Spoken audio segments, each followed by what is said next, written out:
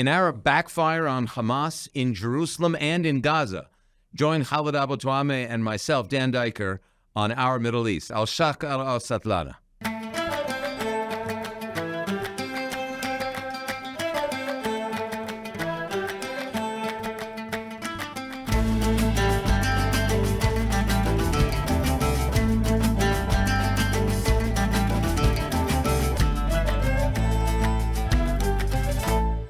Khaled, we have got a boomerang situation in which Israeli Arabs, as you wrote about at jcpa.org, are actually identifying much more strongly with Israel since the October 7th massacre. Absolutely. I mean, according to a recent public opinion poll, a growing number of Arabs inside Israel are identifying as Israelis, not Palestinians, and it's largely as a result of the Hamas massacre of October 7th. In other words, they're identifying in a way as part of the Israeli family, if you will. We've got 2 million Arabs, mostly Arab Muslims, about 100,000 Arab Christians or 120,000 Arab Christians and Druze. But the Israeli family is really, in a sense, congealing, converging, coming together opposite this genocidal. It's genocidal anti-Semitism, but it's also genocidal anti-Israelism because there were Muslim Israelis that were murdered by the Hamas and the Gazan public, if you will, on October the 7th. First of all, the good news is that so far we haven't seen any negative reactions from the Israeli Arabs to the Israeli attack on Hamas. No protests, no massive demonstrations like 2021. Yes, some people were afraid that we will see a repeat of what happened in May 21, and that hasn't happened. So this is already good news. Good news number two is that Israeli Arabs are coming out in public saying this does not represent Islam. About 2 hours ago, the mayor of Kfar Qasim in Israel, he said what Hamas did does not represent the values of the Arabs and Islam. We condemn what Hamas did on October 7th. Yesterday, or 2 days ago, Israeli or leaders of the Israeli Arab community were invited to watch the film, the video that was produced by the IDF about the atrocities of Hamas, and many of them came out from there shocked and expressing disgust with what Hamas did. I mean, these are Israeli Arabs who are openly saying we are opposed to this, it does not represent us, we are ashamed of it. Add to this the fact that Mansour Abbas, the Arab Knesset member, has also come out against it. He too said that this does not represent Islam. So what does this tell us? It tells us that Arabs in Israel are struggling for integration into Israel. Okay, they're not Zionists. Okay, they're not Jews, but they strongly identify with Israel, and they also understand, even like Palestinians in the West Bank, Dan, that what happened on October 7th is something different. This is not just another round of fighting. This is not just a small Hamas cell that infiltrated Israel and killed a few soldiers or 2 or 3 civilians. They understand that what happened on October 7th is a game changer. They understand the scale and the scope of this massacre, and they don't want to be identified with it. If you want also, they also understand that Hamas is on its way out, like Palestinians in the Gaza Strip also are beginning to realize. Meaning there is a strategy, actually, Professor Bernard Lewis, who was a friend to both of us, used to say that in Arab political culture, they go with the strong horse.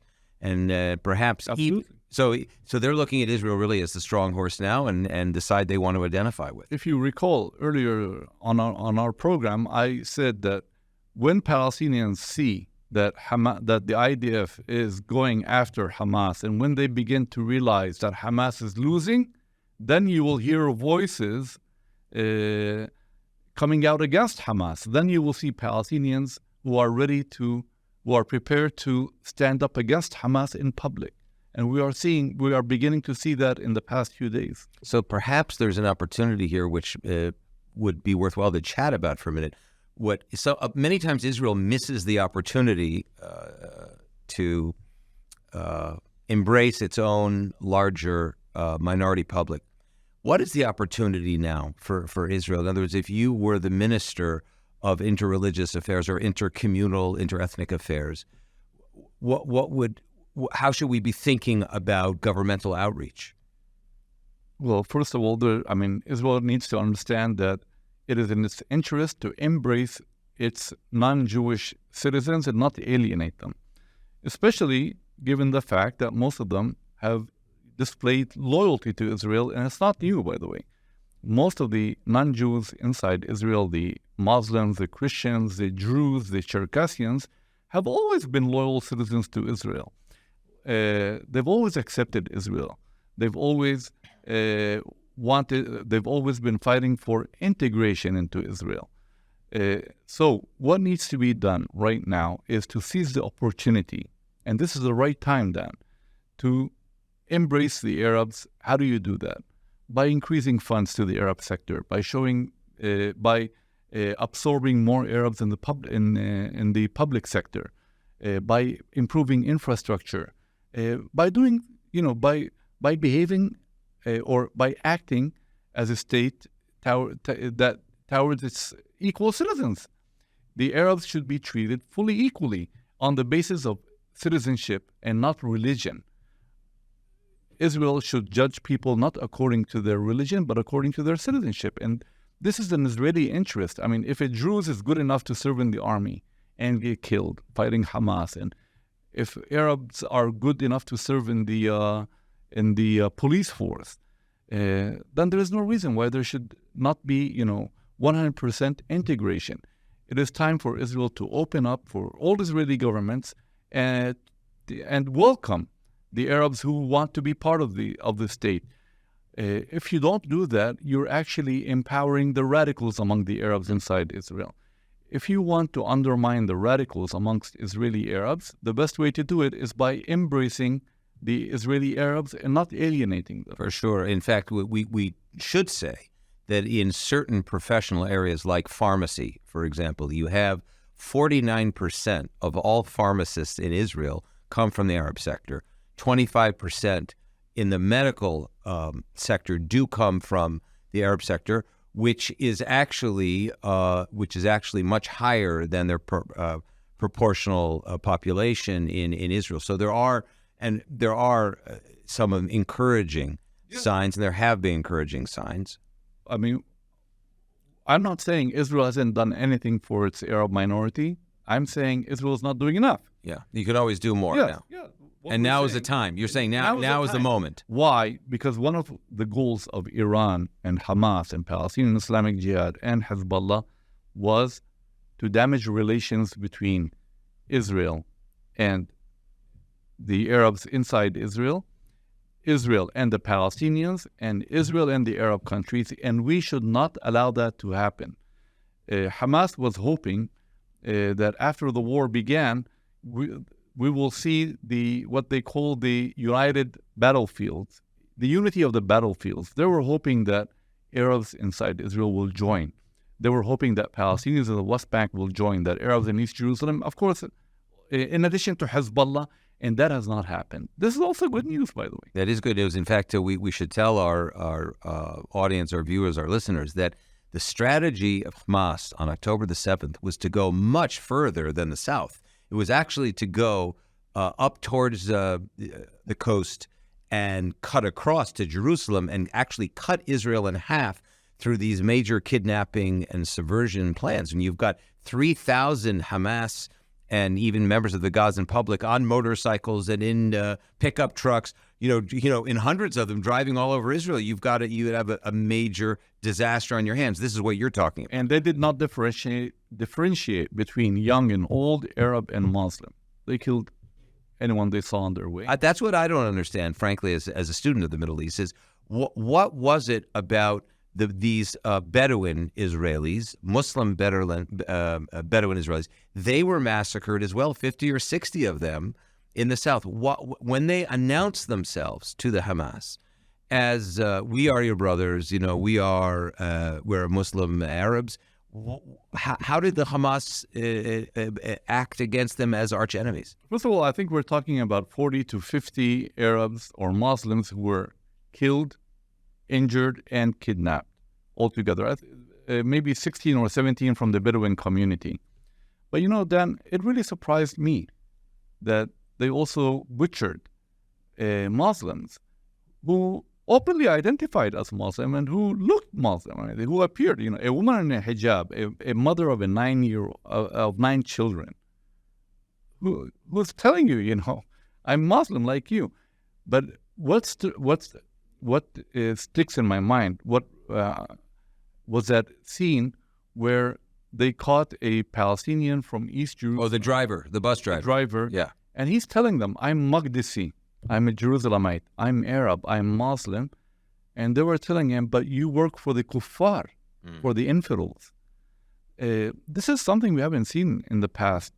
This is something new. This reminds me of ISIS, by the way. This is the way ISIS and Al-Qaeda talk. And I haven't seen Hamas in the past talk like this. Or, in fact, Hamas used to talk about the Israeli Arabs in a much more respectful way. They used to say, oh, these are our brothers. They are the Arabs of 1948. They are part of the Palestinian people. Hamas has lost any sympathy, if it had any, amongst the Israeli Arabs also because of these scenes and because of their rhetoric and because they did not distinguish between young and old, woman and man, Muslim and... No, the Arabs in Israel now understand that those who want to destroy Israel will also kill anyone who stands in their way, anyone they meet on their way to killing the Jews. You know what it reminds me of, Khaled, is this ongoing presented balance of the Hamas organization as being an Islamist and nationalist Palestinian organization. And analysts and others, experts or so-called experts, have looked at Hamas as both a national and an Islamic. As a matter of fact, Professor Martin Kramer called them a glocal organization, global and local. And that's actually a very interesting approach because they are here. We see their international, their global ISIS, Al-Qaeda identity, I think, has really come out and shocked. And people like me, yes, who have been following them from day one. Yes, so they're not national. Now, there's this idea about the denationalization of the Hamas movement and their influence towards the Al-Qaedization, towards the Daeshization of their movement. Absolutely. I mean, the irony is that many Muslims and many Western analysts used to look at Hamas and say, well, you cannot really compare them to ISIS and Al-Qaeda because they are much more pragmatic. Some people even used to describe them as moderate, by the way, under the pretext that, Hamas does not really commit crimes like the ones that ISIS does. We don't see people being beheaded on the streets of Gaza. We don't see women being burned alive. And, we don't see such atrocities in Gaza. But I think that after October 7, people should now be very clear. And it's time to rebrand Hamas and look at it as a terrorist organization that is really not different than ISIS or Al-Qaeda or any other jihadist group in the world. This is not the same Hamas that we used to talk about in the past. Now I can tell you as a Muslim with full confidence, this is terrorism. Hamas is a terrorist organization. Yeah, that's actually a very interesting intellectual and moral evolution, if you will, or political evolution and anthropological evolution in understanding Hamas, because they themselves have branded themselves as ISIS Hamas. It's not Western people that are trying to score points, Absolutely. right? Absolutely. Right. So, and I think the fact is, if you see Qaeda and ISIS, they beheaded Muslims before Westerners and Jews in Iraq and in Syria. We saw it we've seen this type of behavior. So it's actually a very interesting comparison. So there's another arena or another stage, if you will, where the Arab population of Gaza that you actually pointed out the other day on the jcpa.org daily 9 a.m. Eastern Standard Time War Room update, you made a really, I would call it a headline point. And you say, you said to us, I'm learning more and more that the Gazan public is getting fed up and sick and tired of what they see as Hamas having ruined their country. They're beginning to raise questions. I follow social media websites coming out of Gaza, and I can tell you that I'm a bit surprised by what I'm hearing from the people in Gaza. Now, why are you surprised? I'm surprised because people are openly saying Hamas has destroyed us. Was it really worth the price? Why should 20,000 people in Gaza die to release 100 Palestinians from the West Bank and East Jerusalem? Is it our job, the Gazans, to liberate Jerusalem and the Al-Aqsa Mosque? Where are the hundreds of millions of Arabs and Muslims? Why do we have to pay the price? Where are the leaders of Hamas? Why are they sitting in Qatar? What have they done for us? We're being butchered, we're being slaughtered. These are the terms, these are the phrases that I'm hearing and reading on social media. And, it really surprises me. People with their names. It's not that, we're not talking about bots or anonymous people posting. And others saying, we will never forgive you, Hamas. Where's Sinwar? Why is he hiding? Why does he come out and fight? And some people are also criticizing Hamas because of all these statements that the military wing of Hamas is issuing. Today we destroyed 20 armored vehicles of the enemy, and today we damaged a tank, and we killed dozens of Israeli soldiers. Why are Palestinians mocking at this? And why are they also expressing concern? They're saying, look, you're making it look as if it's a war between two armies, and you guys are losing. Thousands of Hamas people are being killed. Thousands of Palestinians are being killed. Stop portraying it as if, you are an army. You're not. People are seeing through the lies of Hamas also. Yeah, it's interesting. They really know what it means to live in a fear society. On the other hand, where the West gets the Palestinians wrong is in this assumption that Gaza, as well as Palestinian Authority cities in the West Bank, they're all striving for Western-style democracies. They're not. The argument, and they're not striving for democracies. They're striving for socioeconomic justice, let's call it. They want a life of many, not all. There were people in Gaza that joined these atrocities and participated in them. But on the other hand, you have 2 million Gaza men and women and children, and there are those who are in the bazaar, in the business community, regular wage earners that say, listen, we want to earn a proper wage. I want to be able to raise my children. I want them to have education. And now we're realizing that we've been sold a real bag of tricks here, and when we become the victims. Yes, and others are saying, why should we fight Iran's war? Oh, that's interesting. Yeah. So they're making the connection to the Shia. Yes. They're saying, they're asking Hamas, how much did Iran pay you to carry out this attack and destroy Gaza? And others are asking, okay, if Iran helped you, Hamas, and pushed you to this, where are they now?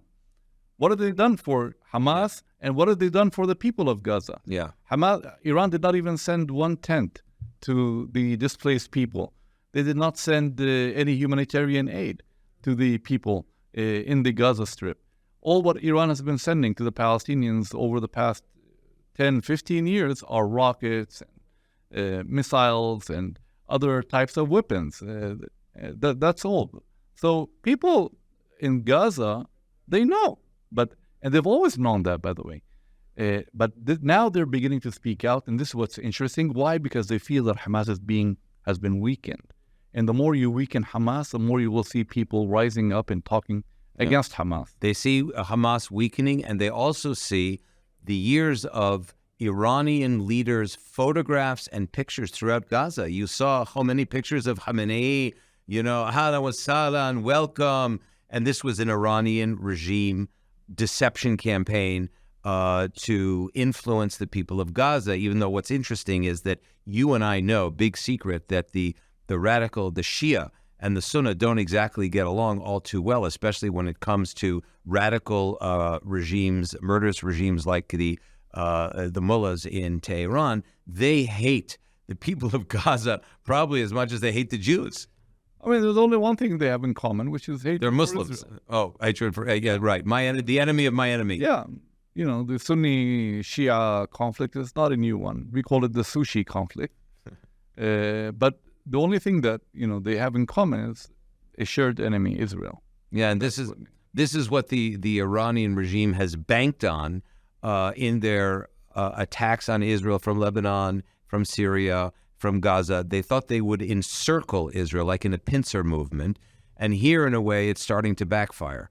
And what do you think? You and I have been focusing on changing the concept of hasbara, or public diplomacy, really to perception warfare, political warfare, which really means helping to mobilize in Arabic and in English the people of Gaza, and also Arabs of goodwill around the region. So these are kind of messages that have to be sent now. I think Israel and the West has been pretty poor in sending out the right messages in order to reach out to 350 million in the Arab world.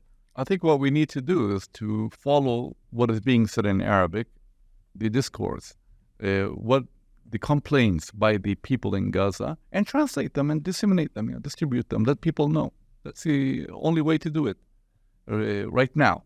This would be the right way to explain to people what Gazans are saying, not what Israelis are saying about what's happening in Gaza. And it's much more powerful when people in Gaza, with their names, with their pictures, are saying Hamas is destroying us, this is very bad, this is a tragedy. Okay, it's not out of love for Israel, but people are beginning to realize that, Hamas has really destroyed them, and this is encouraging in many ways.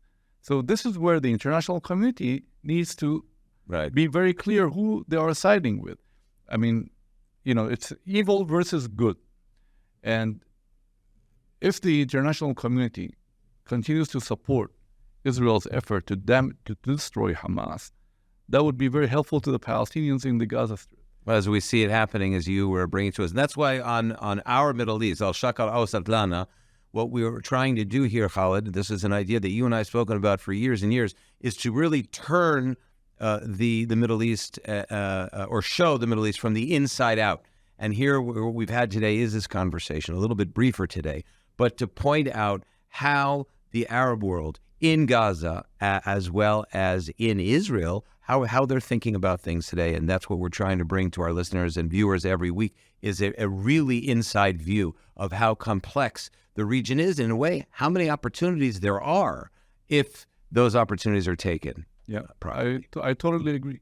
Yeah. So thank you for this. We had a brief, pointed conversation today, two very important, smaller conversations about the Arab boomerang against Hamas. We'll look forward to engaging our audience, our viewers and listeners again next week. Thanks very much. Khaled Abu Toameh. I'm Dan Diker. This has been Our Middle East. Al-Shakal Al-Satlana.